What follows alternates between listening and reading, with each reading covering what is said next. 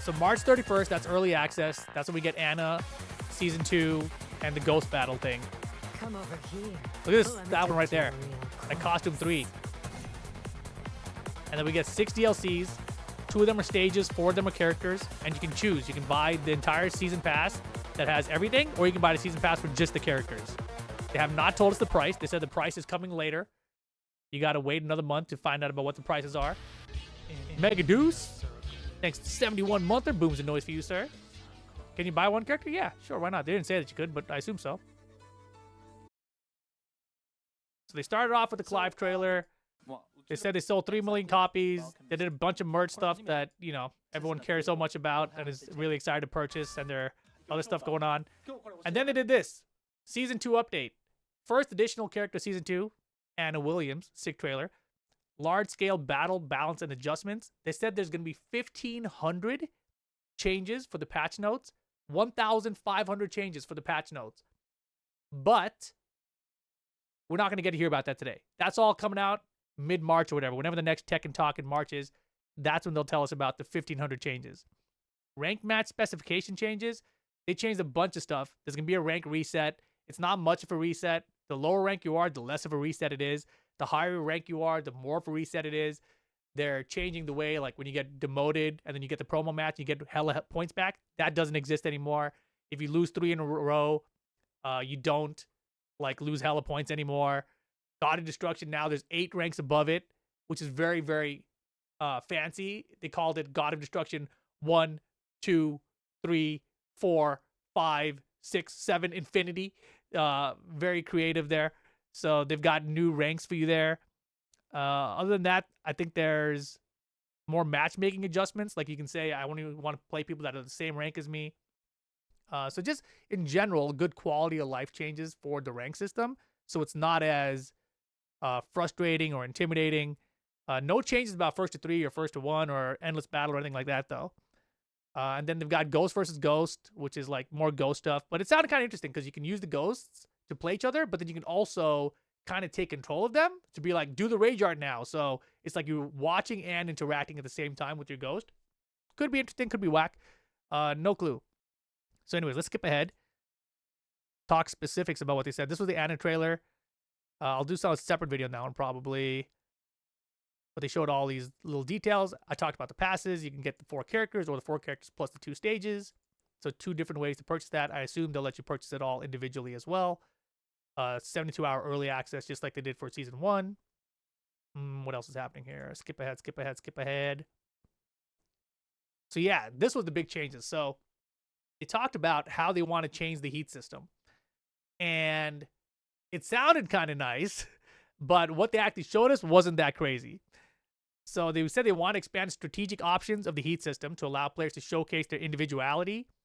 What that basically meant was you can do heat smashes out of stances now. So if your character has a stance, everyone can do their heat smash from there. So you have a couple more combo routes, but I don't think that's how most people are using the heat system anyway.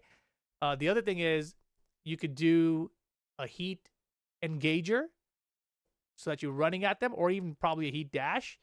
And then afterwards, by holding down, down forward, or down back, you can stay crouching so that you can have a full crouch mix immediately after.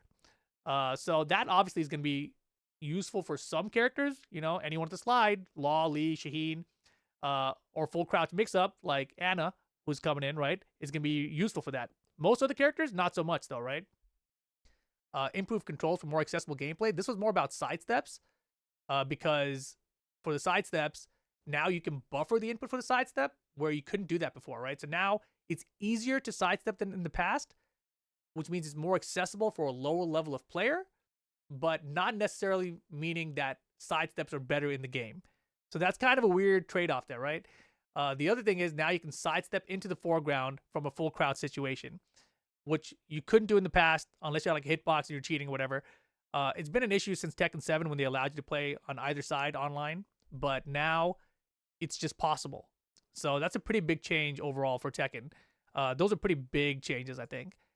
Then let me see. I think I forgot to talk about something else that's changed with the heat system. Let me skip ahead and see what it was. This is the heat burst stuff. This is the full crouch stuff. That was all fine, I think.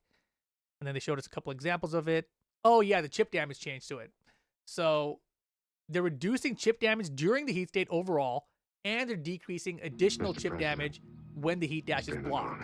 So a big thing in Tekken 8 right now, somebody's at the end of their life bar, right? You used to have your heat, you do a heat burst, whatever, and then you just do a straight heat dash. And even if they block it, it takes off a huge amount of damage on them, right? Even if they're in rage. So the way they've changed this now, heat dash on block does less damage. It's from, I think, 19 to 14 damage, right? If they do not have rage. If they do have rage, it only does 4 damage now. So that's a significant difference for the amount of chip damage now when somebody has heat available. So that's a really good change because that was getting really annoying end of the round. You just get someone low enough, heat dash, 50-50, they're dead. So hopefully this makes it a little bit more interesting end of the life bar. The other thing was that power crushes that were heat engagers are no more, it seems like. It seems like those power crushes are now just power crushes. They do not function as heat engagers anymore. But if that was your character, then they took that out, but then they gave your character a different move that is a heat engager. So power crush heat engagers are gone, but it means that characters' heat engagers are going to switch to something else if they had one. So Law, Nina, Victor, etc., Azucena, all those characters will have some other different heat engager now. So that's pretty good. What do I want Law's new heat engager to be? I don't really care. Whatever. Somebody in chat mentioned maybe back 3+4. That's not bad. Just another kind of evasive move or something. I don't know. Defense is even weaker. Let's see. What else did they say here? Was that it for the heat system? I think that was it, right? Those are the biggest changes. This was back to the sidestep stuff. Oh yeah, there's also easing input at the start of rounds. So he talked about an example of like in older Tekkens, you could just hold the throw button, and as soon as the round started, you would throw. So they've done something here to buffer your input at the start of a round. So perhaps you could do like a running input at the start of a round. Perhaps if you're a king player, you can buffer in a giant swing before the round actually starts. You know, I don't know what that means. We're gonna have to find out when it gets here. The sidestepping with pre-input functionality, I think that's a pretty good change. It sounds like Virtua Fighter more, but I don't know how it's gonna work because I feel like the way they described it, it felt like you can already do these sidesteps if your timing is perfect, right? But now it's easier to have perfect timing for the sidestep. So will that help in how far your sidesteps go? It could, in which case it would be better for sidesteps overall in the game. But if you still have a bunch of strings where the second hits and third hits are tracking really well, then it doesn't really matter, right? So that to me is reliant on what those 1,500 other changes are. Like if those other 1,500 changes are like, yeah, remove the tracking on the second and third hit of the string, then that's a great change, right? Because that means sidestep is good and the rest of the string is not going to randomly find you. So hopefully that's kind of where that heads. But overall, I think this is a good change because it helps lower level players have access to sidesteps.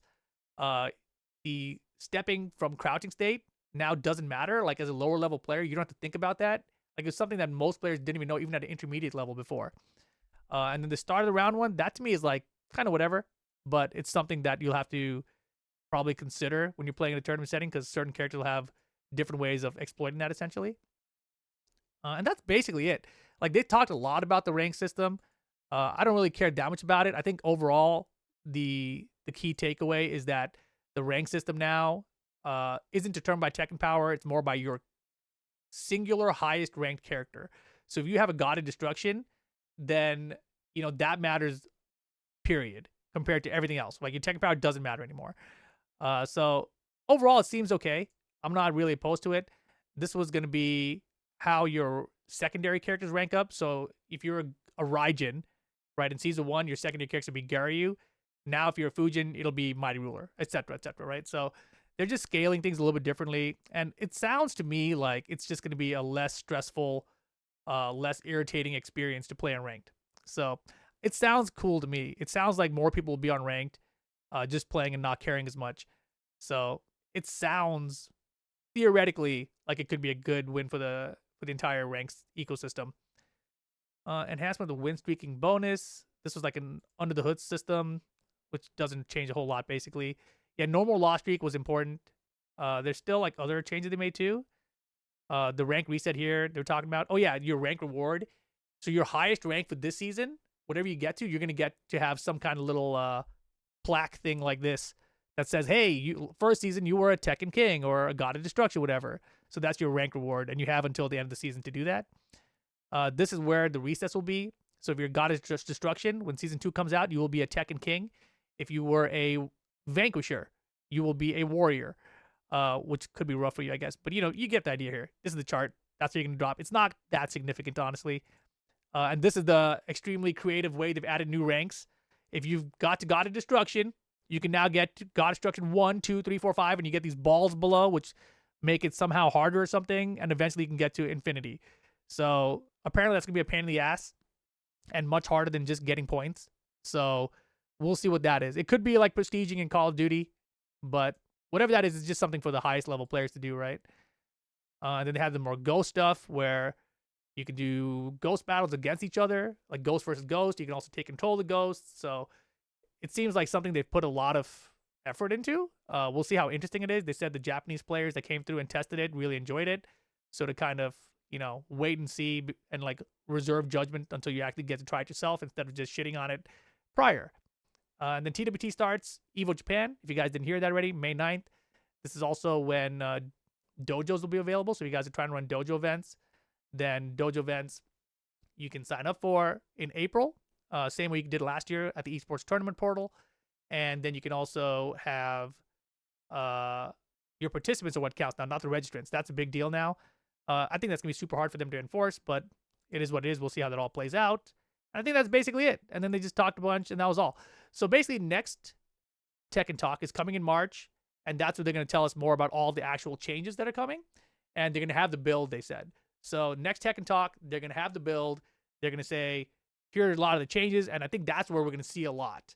So I was hoping we would see more of that in this one.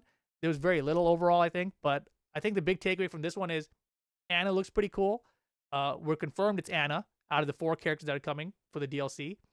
Some people are speculating that maybe she would be a free character or something, but it's not. So we're just going to get 4 characters, which of course really hurts. Oh, they also said that there's going to be a brand new Tekken character. So out of those 4 slots, one is Anna. Another one is a brand new Tekken IP character. So not a guest character. It's going to be like, a Josie or a Lucky Chloe or a Gigas or something. Leroy, Fakamram, Reina, Lydia. Some kind of new Tekken character for the series. So again, if you're someone waiting on DLC for your legacy character to come back, whether it's like Bob, Miguel, Katarina, Lucky Chloe, Gigas, Lei, Julia, Armor King, there's only 2 more slots this year for you, right? Out of all those characters I named, only 2 more can make it in. And then you got to wait another year for who knows what. Maybe another guest character, maybe another new character, and then 2 more legacy. It might be a long time till you get your legacy characters. So it's pretty crazy. That's why I was kind of on the side of letting them or hoping that they would put in something like Anna as a bonus, legacy character returning. This one is like not one that people are super hype about, so we'll just kind of sneak it in there for free. I don't know. They're in a rough situation with it, I think, because there's so many legacy characters that people want, and there's basically no way that they're all going to make it into the game at this rate. So it is what it is. Yeah, I guess that's it. Let me know your thoughts about what you feel about all this chip damage changes, the heat system changes, the incoming other changes, the power quest changes, the rank system, the reset, the points and all that. The ghost battle, some people are saying maybe they shouldn't have done the ghost battle. Maybe they should have done team battle instead. People always complain and criticize everything, but those are what they're going to do. So that's what we get. We'll have another Tekken Talk coming up next month. Until then, have a good one. Make sure you guys subscribe to the channel. Boom. Boom. Boom.